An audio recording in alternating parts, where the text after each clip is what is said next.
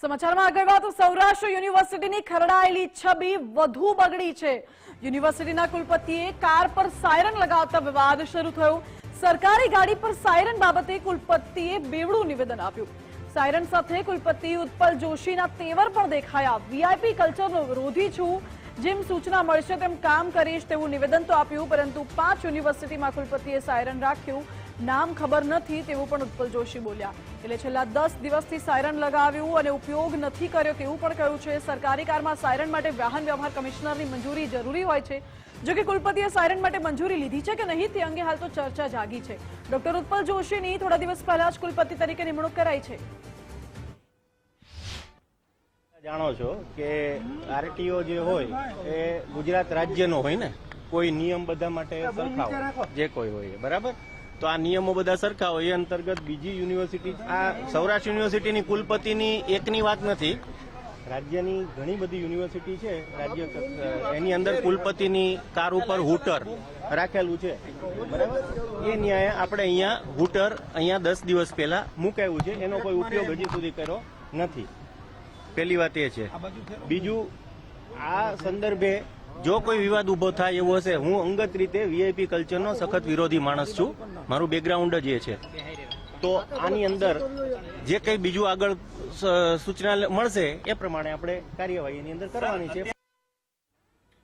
તો સૌરાષ્ટ્ર યુનિવર્સિટીના કુલપતિએ કાર પર સાયરન લગાવતા વિવાદ છંછેડાયો છે। ડોક્ટર ઉત્પલ જોશીની થોડા દિવસ પહેલા જ નિમણૂક કરવામાં આવી છે। અગાઉ ક્યારે કુલપતિએ સરકારી કારમાં સાયરન નથી લગાવ્યું, તો યુનિવર્સિટીની છબી સુધારવાને બદલે હાલ તો સાયરન લગાડી નવો જ વિવાદ સર્જાયો છે। સમગ્ર મામલે કોંગ્રેસ પ્રવક્તા નિદત બારોટે નિવેદન આપ્યું। કુલપતિએ વીઆઈપી કલ્ચર રાખવાની કોઈ જરૂરિયાત નથી અને વિદ્યાર્થીઓને આવી બાબતથી યોગ્ય પ્રેરણા ન મળે, કુલપતિએ જાતે જ સાયરન કાઢી નાખવું જોઈએ તેવું નિદત બારોટે કહ્યું। સૌરાષ્ટ્ર યુનિવર્સિટીમાં નવા કુલપતિની નિમણૂક થઈ ડોક્ટર ઉત્પલ જોશીની। જે રીતના છેલ્લા થોડા સમયથી સૌરાષ્ટ્ર યુનિવર્સિટી વિવાદનું ઘર બની ગયું હતું, એવું લાગી રહ્યું હતું કે હવે નવા કુલપતિની નિમણૂક થઈ છે ને હવે વિવાદોનો અંત આવશે, પરંતુ વિવાદો છે કે જે અંત થવાનું નામ નથી લેતા। સૌરાષ્ટ્ર યુનિવર્સિટીને લઈને અને કુલપતિને લઈને વધુ એક વિવાદ સામે આવ્યો છે કે જે તેમની જે કાર હોય છે તેમાં સાયરન લગાવવાનો વિવાદ સામે આવ્યો છે। ને આપણી સાથે કોંગ્રેસ પ્રવક્તા અને એજ્યુકેશન વિભાગના ડીન નિદતભાઈ બારોટ છે। નિદતભાઈ, જે વિવાદ સામે આવ્યો છે કઈ રીતના જુઓ છો આને? મને લાગે છે કે ગુજરાતના તત્કાલીન મુખ્યમંત્રી નરેન્દ્રભાઈએ, સીએમ એટલે કોમન મેન, અને વિજયભાઈ રૂપાણીએ પણ વીઆઈપી કલ્ચરથી દૂર રહેવા માટે પોતાની ગાડી ઉપરથી સાયરન અને લાઇટ દૂર કર્યા હતા। આ જ દિશામાં આગળ વધવાને બદલે વર્તમાન પરિસ્થિતિની અંદર યુનિવર્સિટીના ઇતિહાસમાં પહેલી વખત કુલપતિએ પોતાની કાર ઉપર સાયરન લગાડી છે એની વાત આવે છે, જે દર્શાવે છે કે આ કાયદાનો ભંગ થતો હોય એવું ચોક્કસ લાગે છે। કુલપતિની કાર ઉપર કોઈ પણ પ્રકારનું સાયરન અથવા લાઇટ લગાવી હોય તો વાહન કમિશનર પાસેથી એની મંજૂરી લેવી જોઈએ। કુલપતિએ મંજૂરી લીધી હશે, આપણે એમ માનીએ, ન લીધી હોય તો કાયદાનો ભંગ ન થાય તે જોવાની જવાબદારી ચોક્કસ કુલપતિની છે। આવા વીઆઈપી કલ્ચર પાછળનું કારણ શું હોઈ શકે? કેમ કે એજ્યુકેશન તો એક સેવાનો વિભાગ છે અને તેમાં તો જેટલી સાદાઈ હોય એટલું જ તમારામાંથી વિદ્યાર્થીઓ શીખવાના હોય।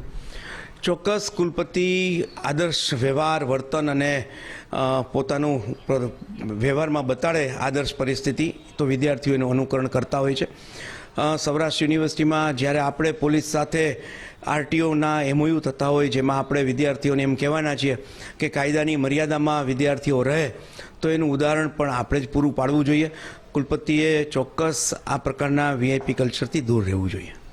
નિદતભાઈ, જે રીતના સૌરાષ્ટ્ર યુનિવર્સિટીમાં છેલ્લા ઘણા સમયથી તમે પણ જાણો છો કે વિવાદો થયા, એના લીધે સૌરાષ્ટ્ર યુનિવર્સિટીનો રેન્ક પણ ઘટ્યો। હવે એવું લાગતું હતું કે વિવાદો હવે ઠરશે અને નવી દિશામાં સૌરાષ્ટ્ર યુનિવર્સિટી જશે, પરંતુ વિવાદો અટકતા નથી। બહારથી નવા કુલપતિ આવે એટલે આપણી બધાની આશા અપેક્ષા હોય। યુનિવર્સિટીની શિક્ષણની ગુણવત્તા હાલમાં સ્પર્ધાત્મક યુગમાં જ્યારે પ્રાઇવેટ યુનિવર્સિટી સામે સરકારી યુનિવર્સિટીઓએ ટકવાનું છે, ત્યારે ચોક્કસ આશા એવી હોય કે નવા કુલપતિ નવી દિશા સાથે, નવા વિચાર સાથે અને એવી રીતે આવે કે હવે આગામી દિવસોમાં એ એવું નેતૃત્વ પૂરું પાડે, સૌરાષ્ટ્ર યુનિવર્સિટી ફરીથી બી ગ્રેડમાંથી એ ગ્રેડ તરફ જાય। હજી તો એકાદ માસ થયો છે, મને આશા છે કે આગામી દિવસોમાં સૌરાષ્ટ્ર યુનિવર્સિટી ચોક્કસ આગળ વધી શકશે।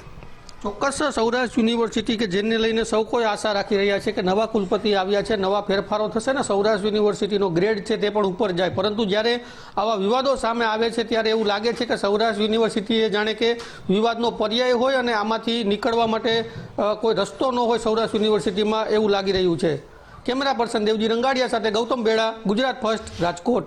સૌરાષ્ટ્ર યુનિવર્સિટી છેલ્લા ઘણા વર્ષોથી એક વિવાદનો પર્યાય બની ગઈ હતી, પરંતુ ત્યારબાદ સૌરાષ્ટ્ર યુનિવર્સિટીના કુલપતિ તરીકે ડોક્ટર ઉત્પલ જોશીની નિમણૂક થઈ અને સૌ કોઈ એવી વાત કરી રહ્યા હતા કે હવે સૌરાષ્ટ્ર યુનિવર્સિટી છે તે વિવાદોથી દૂર થશે અને સાથે સાથે સૌરાષ્ટ્ર યુનિવર્સિટીનો ગ્રેડ કે જે વિવાદોના લીધે ડાઉન થયો હતો તે પણ ઉપર આવશે. પરંતુ સૌરાષ્ટ્ર યુનિવર્સિટીમાં નવા કુલપતિ આવતા સાથે જ ફરી એક વખત વિવાદ સર્જાયો છે અને આ વિવાદ છે તે ડાયરેક્ટ કુલપતિ સાથે જ સંકળાયેલો વિવાદ છે, કેમ કે એક વીઆઈપી કલ્ચરને લઈને સૌરાષ્ટ્ર યુનિવર્સિટીમાં વિવાદ થયો છે કે જે કુલપતિ છે તે પોતે સાયરનવાળી ગાડી છે તે વાપરી રહ્યા છે. સાયરનવાળી ગાડી અત્યાર સુધી વાપરવામાં નહોતી આવતી, પરંતુ નવા કુલપતિ આવ્યા તેમના દ્વારા આ સાયરન છે તે લગાડવામાં આવ્યું છે.